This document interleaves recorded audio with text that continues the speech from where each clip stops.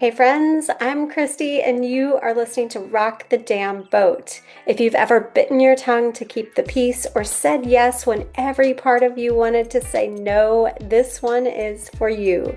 We're diving into the messy, real stuff that people pleasers like me have spent years avoiding. It's time to have the hard conversations, shake things up, and learn to stand tall even when it makes waves.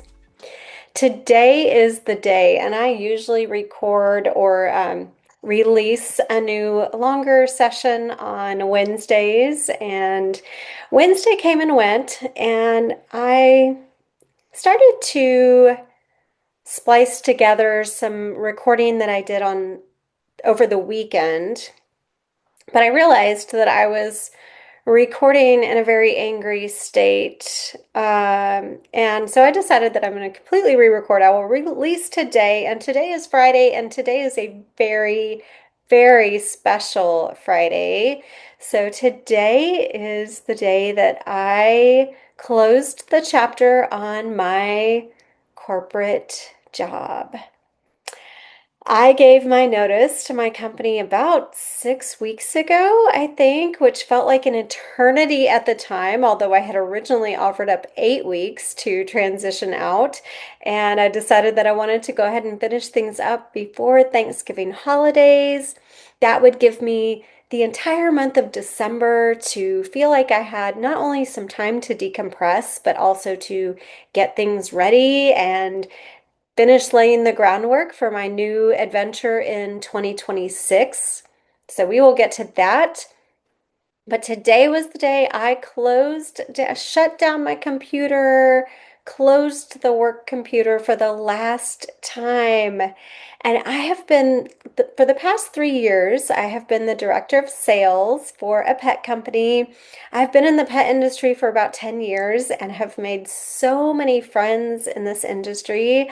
I ended up moving to this company 3 years ago to be a salesperson and had the opportunity to jump into a director role pretty quickly. It was amazing because I had worked so hard in my buying career to get into a director role and to that was the trajectory I was on. At some point, I'm certain I saw myself with a VP title. I wanted so hard, so badly to climb the corporate ladder and become a VP and be really important in somebody's office somewhere. And I've held various buying roles. And if you've listened to my first episode where I talked about my corporate exit, then I talked about the history of my career. And so you can go back and listen to that to get the entire breakdown of what all I've been doing in my career and how I ended up as the director of sales.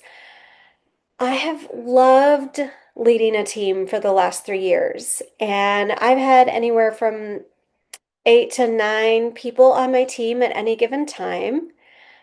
I have enjoyed getting to know all of the different personality types that I needed to manage and figuring out the approach that I needed to take with each of them. I am very much an empathic leader. I'm really sensitive, and that sensitivity used to cause a lot of social anxiety, and that had a lot to do with why I was drinking for so long. When I got sober and I started doing the personal development work and started really stepping out of my shell and gaining confidence, that was how I was able to then step into this director role and throw my name in the hat when I had only been at the company for 6 months. That feels so crazy to me now, but I just knew that that's where I was at with my skill level, and I got the job, and I've been doing it for the past 3 years. And I realized that leading a smaller team, I don't know that in a corporate setting I would have wanted to lead a larger group or worked my way up to a senior VP level with layers underneath me. I've had the advantage of working for several family-owned companies and smaller companies, kind of anti-corporate companies for most of my career. So I have been blessed in that regard that I have never I mean, the couple of times that I have worked at a company that ended up getting bought out by a larger company, I've usually moved on. So that happened with my first job at Academy Sports and Outdoors, and it was purchased by private equity. I moved on. PetSmart was the only true big box corporate company that I worked for, but I have to say the culture there was at the time really laid back. Everybody left by 5. We participated in a lot of group activities. I just remember enjoying the feel there. I hear today not so great. I know a lot of people have left, but I think that's true for corporate America, period. That things are just the pressure is on, especially this year with tariffs and the downturn in the economy and so much happening in the world that is so noisy that when we want our job and our job title to be what fulfills us, it is falling short this year. Let me tell you, I decided that I wanted to move into a role where I was coaching and leading and speaking to a larger group, but also to people wanted who wanted that, who were self-aware and wanted to be led, not because I was their boss, but because they knew that there was some sort of potential inside of them that they just needed the right person to help unlock. And I have used the phrase, the tagline, strong roots, infinite potential in my yoga business for the last 2 years. And that's where I see myself being able to serve people. So people who have an idea of what they want, but they're just not sure how to get there. I get applauded all the time for my ability to decide on something and go out and do it. And it amazes me that it looks, I'm not saying it looks easy to everybody. I'm sure they know the work that goes into it, but it's funny to me because people say that, like, oh, you just, you decide you want something and you go out and get it, or you go out and do it. And I don't always, it's a little secret for you. I don't always feel that confident when I'm doing it. I remember when I told my VP that I was leaving. We were talking about planning meetings, and I knew that that day was going to be the day. I hadn't been sure up until that point, and actually, the week before I told her, I had planned to tell her, and then she said something about needing some help and I was like, oh, I don't have the heart to tell her. So the another week rolls around, and of course I'm doing this job, which I'm happy to do, but I also have one foot out the door, that they're aware of. And I decide that I'm going to tell her that day. And especially because we were making plans for the big annual meeting in December, I didn't want to leave her high and dry and leave and pull the rug out from under her too close into the meeting.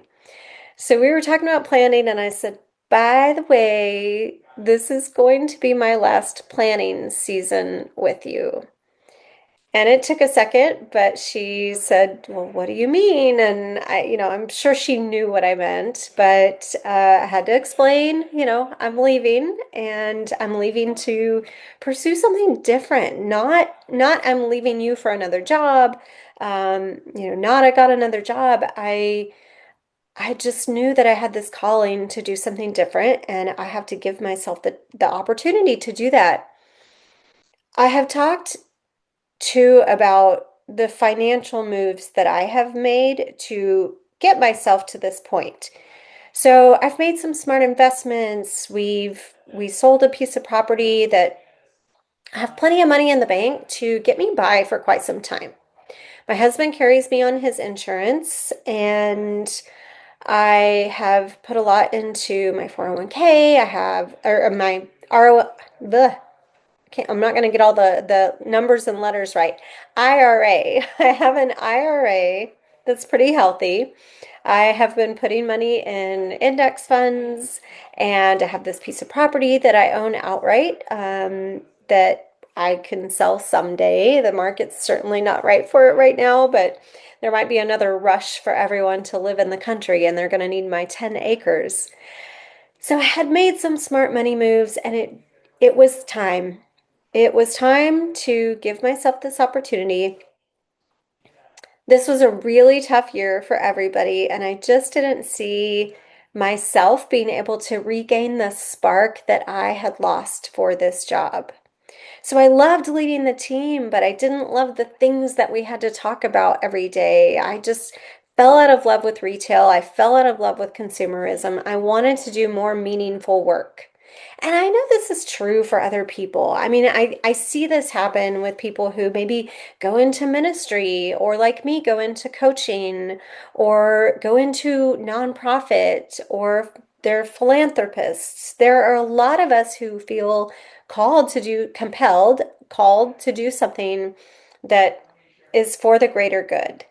And as much as I loved my company and my team, I that wasn't as soul fulfilling. I am doing soul work now. So today was it. Today was the day. I had talked to her about leaving sooner. So I was originally going to leave December 5th. And then I kept saying, okay, well, I'm gonna have to wrap this up earlier. Like, I am starting to book clients for my January coaching cohort. I am starting to book clients for my retreat at the end of January. I need all of December to take care of this. So we decided that I would leave before Thanksgiving. Thankfully, they found my backfill. So I've spent the last week training somebody. And that is who I am. So I have this goodness tattoo, which if you're watching, you can see I got that tattoo it was a little ways after I left my a job back in 2016. And I agreed to stay on for like a month because we had this huge sales meeting coming up. I didn't want to leave them high and dry, and so I agreed to stay for a month and participate in this meeting. And everybody said, "Oh, you're so good. Like you're so much better than I would be. Like I'd be out the door." And it just is important to me. Integrity is important to me. So I stayed then. I stayed now. I thought this 6 weeks was not going to go by nearly fast enough, and here we are today. Today was the day. I shut down that computer. I felt this wave wash over me, and I thought at first that it was like a sadness because originally I thought I was going to be like jumping for joy, shouting from the rooftops, "Oh my gosh, I am done." And it was an interesting sense of settling. Like I just sort of melted into my chair and this wave of relaxation came over my body and everything felt settled. I I know that Monday when I wake up Monday and I don't have any obligations, that it's really going to sink in then. I think it's going to be the realization that this is it, that this is I'm charting my own course. I am forging my own destiny. It's a wild place to be.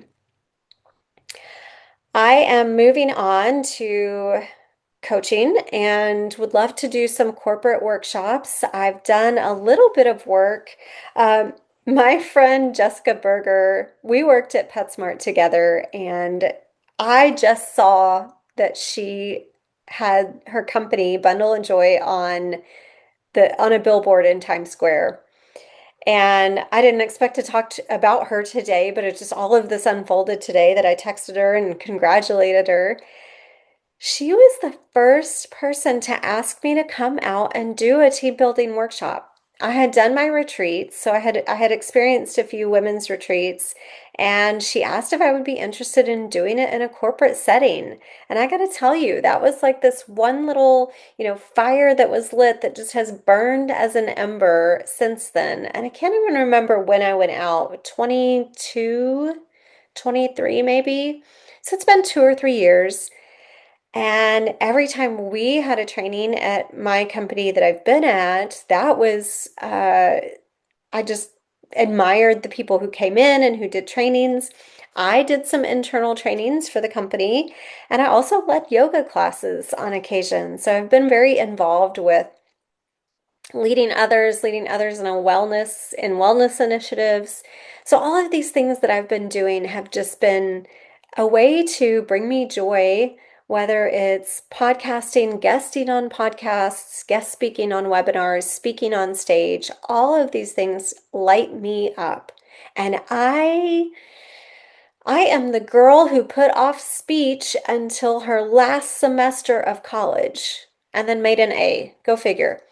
Now, I still had heart palpitations every time I would get up to give my speech in class. I still had heart palpitations every time I would have to present in front of leadership for this job.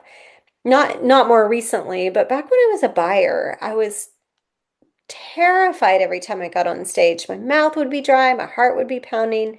I would breathe and breathe and breathe and never exhale. So all of a sudden, I would have this, my diaphragm was a balloon up underneath my rib cage and I couldn't breathe. And here I am moving into a career that is going to be based on being out in front of people, putting myself out there, speaking on stage. I don't know who I am. I really don't. There are times where all of it just feels so surreal. But I just keep putting one foot in front of the other. I don't give up like I used to. I used to be very all or nothing thinking. I either had to be, 100% perfect at something or I gave up. I had to get the results that I wanted 100% or I gave up. I had zero self-confidence, and all of that has just built over time. So when we talk about the concept of neuroplasticity, which is going to be its own episode, you can make these little changes in your brain that lead you places that you never thought possible.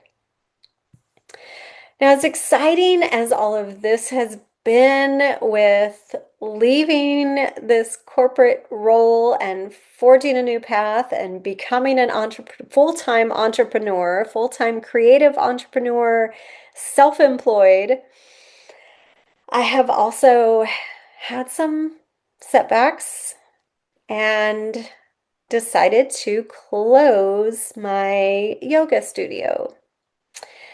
My lease is up at the end of the year, and I had tried to negotiate with my landlords to have a lower base rent all next year.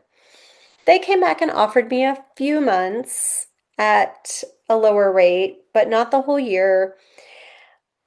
The way things were going, I just didn't see a turnaround happening in the next 4 months.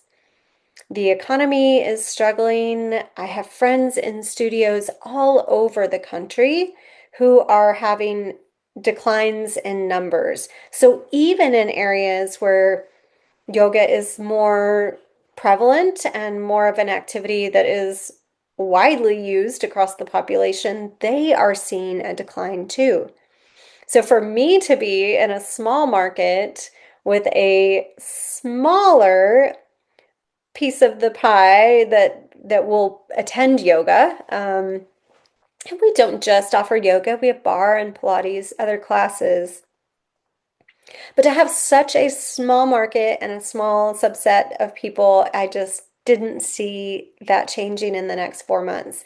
My concern is we're going to be stuck in this space for another year to come. We're all seeing the effects of the tariffs and cost increases and inflation, and I won't get into all of that. But I had to live through all of that in my corporate job. So passing along cost increases to retailers who then have to pass it on to their customers, the root of so much of that is tariffs. So that's all I'm going to say about that. But that made it a very tough year. It also affects people's ability to come into my yoga studio. So I have thought about it for several months. looked at other options. I've probably spent the last 5 months, it was about halfway through the year that I decided to start exploring other opportunities, other studio spaces. What can I do differently? And I just have not been able to come up with something that would work as well or that wasn't more expensive than what I'm paying now. And I just don't think, I think with all of the online options for fitness, you have the Peloton app, you have all these different followings. Yoga with Adriene is huge in yoga, and you've got Tracy Anderson and just a lot of different leaders in the health and wellness space who I admire, but they also mean that brick and mortar classes and brick and mortar studios are struggling. I wasn't sure what I wanted to do, and and part of my tirade that I recorded before was I was sitting at the studio last Saturday, and I already felt like this was the route I was going to go. But I was sitting inside the studio and I have film on the windows so people can't see in and see me when I'm sitting there at the studio. And I was working on some things on the computer and I had a sign outside because it was Heiko Holiday Market. There were people everywhere, people shopping everywhere, except for in my booth across the street up at the Heiko Mercantile. I think I did $200 that day. So that's also coming to an end. But I was inside the studio and people were walking by, and I had a sound bath sign outside and said, sound bath tonight at 5 p.m., $25.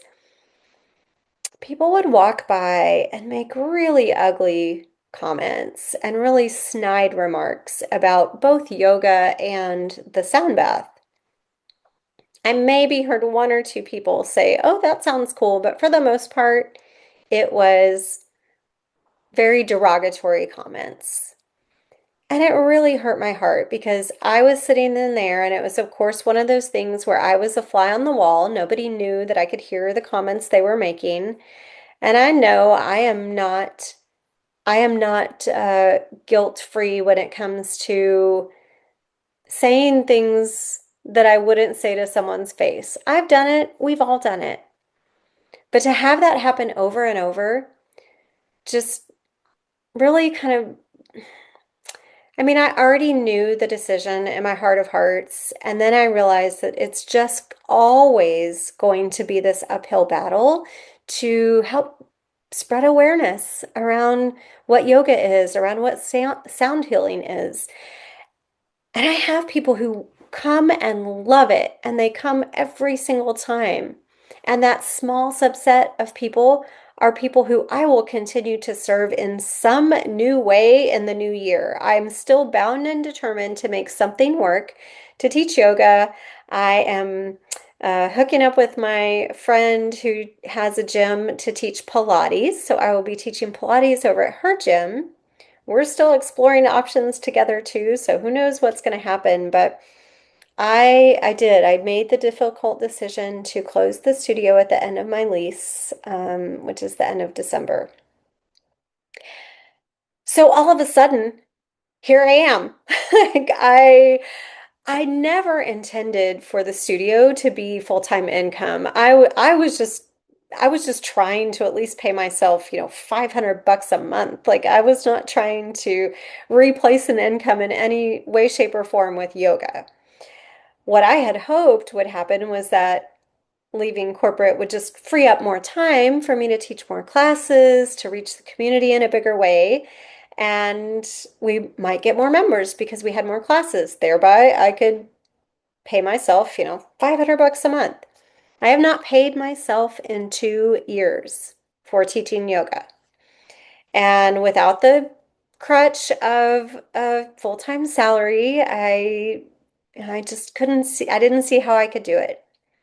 And it had to be some sort of income to make it feel like that correct energy exchange that you get from anything. And when I've been learning more about, the coaching industry and how to structure, like I could talk to someone all day long. I'm a great listener.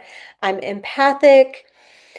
But learning how to structure those conversations to best serve people, one of the things that will come up over and over and over again is that you have to get paid. That if you are giving and not receiving, there is an imbalance in that exchange of energy. I have done this for 2 years because it has been a labor of love. And I wanted to create this sense of community. And like I said, we're not done yet. There is something brewing that is going to help serve my yoga community in Heiko. I am not done yet, but I am done with studio ownership. It's it was disheartening at first, and I have run through all of the stages of grief. Let me tell you, I had to look them up the other day because I was so angry last week when people were saying those things outside that I recorded in a heightened state of anger. And I didn't want to put that out into the world. I didn't want to put that energy out. This podcast is called Rock the Damn Boat. But it is not called, stir the pot and piss people off. That is not the idea here. Rocking the damn boat is about going against the grain with things like leaving corporate America to go be my own boss, to turn down some of those people pleasing behaviors and my people pleasing nature to go do this because this is a lot. Like having to talk to my husband about leaving my job, telling my parents who, of course support me, but have always been steering me down this career path from a young age. And I just felt in some ways like I was disappointing people even by staying for 6 weeks. I was going to stay for 8 weeks, you guys. Like, I was going to stay for 8 weeks because I just didn't want to disappoint anyone as I left my job. And so, here we go. We cut it off at 6 weeks.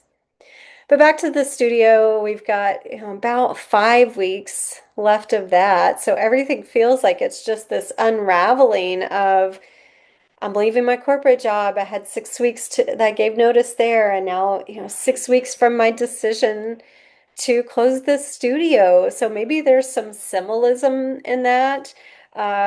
Once the new year comes, I'll have 8 weeks until my booth is commitment is up. Although I've talked to my friends who own the company, own the business, and they'll be flexible. Whatever I want to do, I might just have some big, huge sale in the studio of everything that's left, and try to move it all. But I am realizing that there had to be this complete stripping away of everything that has consumed me for the past 2 years. And I don't have to know why. I don't have to know why right this minute, but I do have to have this blank canvas to start 2026 with. And that is how I continue to make peace with the studio closing. I knew the corporate, I've been in corporate retail for 3 decades. It's okay. Like, I'm okay to walk away from that. It is my time. It is my time to shine. It is my time to help others. It's my time to do something different in my career. But the studio definitely affects more than just me in a deeper way.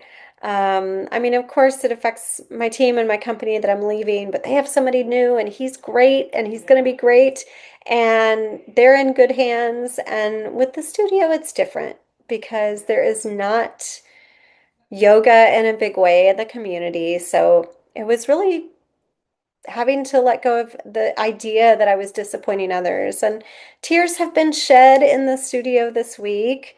And it's going to be different for all of us, but I'm definitely going to keep that thread going. But for me, this stripping down, this burning it all down is to rebuild. It is the phoenix. It is rising from the ashes. I have done this before. I literally moved to Phoenix and even though it took me time to crawl my way out of some things that I needed to get out of there, I did so much healing. And when I came back to Texas, I was able to get sober and be in a healthy relationship and now do this for myself and build my self-confidence. I am continue I keep coming back to this idea of resistance. So there's also this thread, and that's really what I was talking more about in my previous recording was I have yet to say or to tell anyone that I'm going to write full time, which I put as my goal years ago, 5 years ago. Quit retail and write full time. Quit corporate and write full time. I have this mental block around writing because it takes a lot to make writing pay the bills, and that doesn't have to be the only thing I do.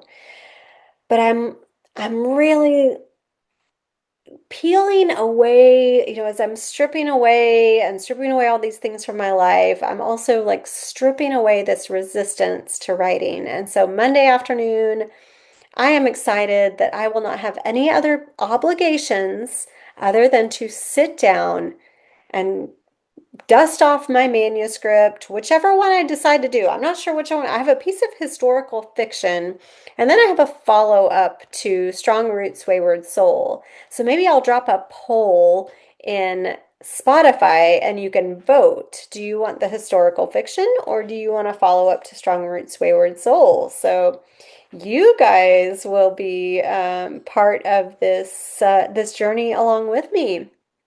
You can have a say in what happens. I mean, you can have a say. That doesn't mean that's going to be what happens. I'll have to see whatever moves me on Monday.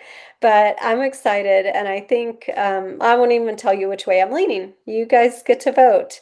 Uh, I am, I keep saying I am. I am.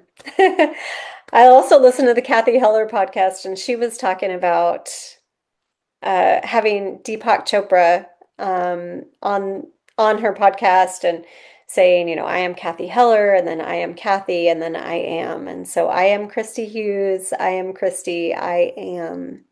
And I am open to all of the possibility that comes my way. I have strong roots in my personal development, in my confidence, in my ability to speak and to lead others. And I have that infinite potential that I have been talking about. So I wonder at times when I signed a 2-year lease for the yoga studio, was that its purpose? Was that its lifespan? And I remember when I signed for 2 years thinking, okay, I can do anything for 2 years. I mean, well, okay, so, like when you're exercising and you're going, okay, I can do anything for 10 minutes, or I can do anything for 10 more seconds, or I can do 8 more reps. 2 years is definitely a long time as compared to, I can do anything for 10 minutes. But in my mind, in the lifespan of a business and maybe what you would like a business to look like, 2 years felt like manageable and enough time to get things going. And yet, if it was a struggle, then the 2 years would be an end that might make sense for me financially or whatever that looked like. So here we are. We're at 2 years. We haven't grown, but we have grown in spirits. We haven't grown in membership numbers, but our membership has grown together as a community, and that will never change. So I am going to wrap things up here and go out and enjoy some sunshine. What is the temperature? It is 73 outside. It is sunny. It is gorgeous. I am looking forward to sitting outside for a little bit. Nothing else to do, no emails to check, no Teams chats to respond to. Of course, we have early Fridays anyway, so I was always done by this time of a Friday anyway, but I let it all go. I sent the emails I needed to send. I talked to the people I needed to talk to. I got some lovely texts from my team telling me, congrats. I had a phone call from a sweet friend. And one of the highest compliments I got was just my coworkers, wanting to stay friends out past this and looking forward to seeing me again. So I love that I had a positive impact on them for the last 3 years.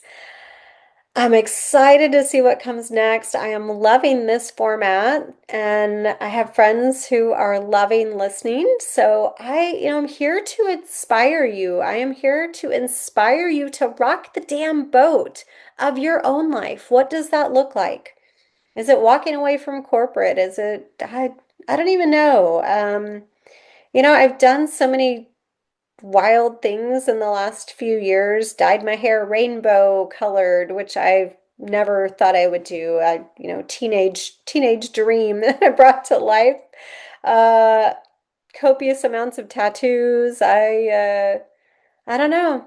I don't know what rocking the boat means for you, but I am happy to help support you to get there.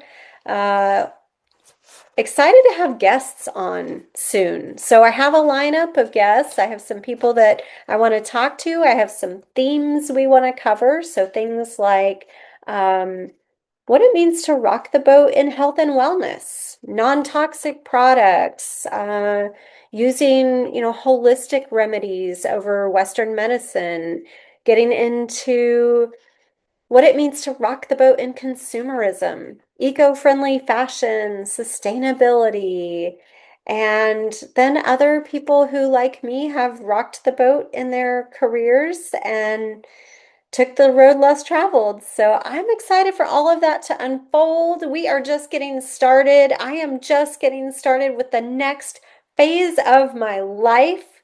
So here we are, gonna shut it down for the day. I am so happy that you are on this journey with me, and you can find my coaching information at thrivewithchristy.com. Christy is Christy. You probably know that because this is Rock the Damn Boat with Christy Hughes.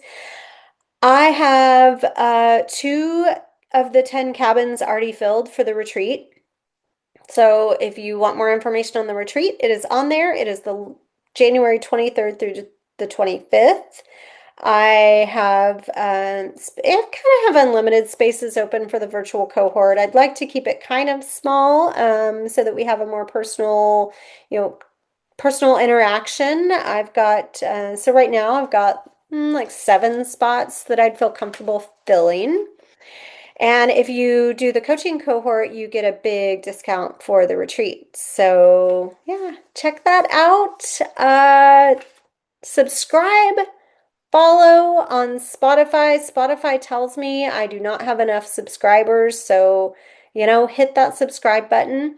Leave a 5-star review, and I will talk to you again very soon. If you want to watch this, it is over on YouTube as well. You can see me talk with my hands.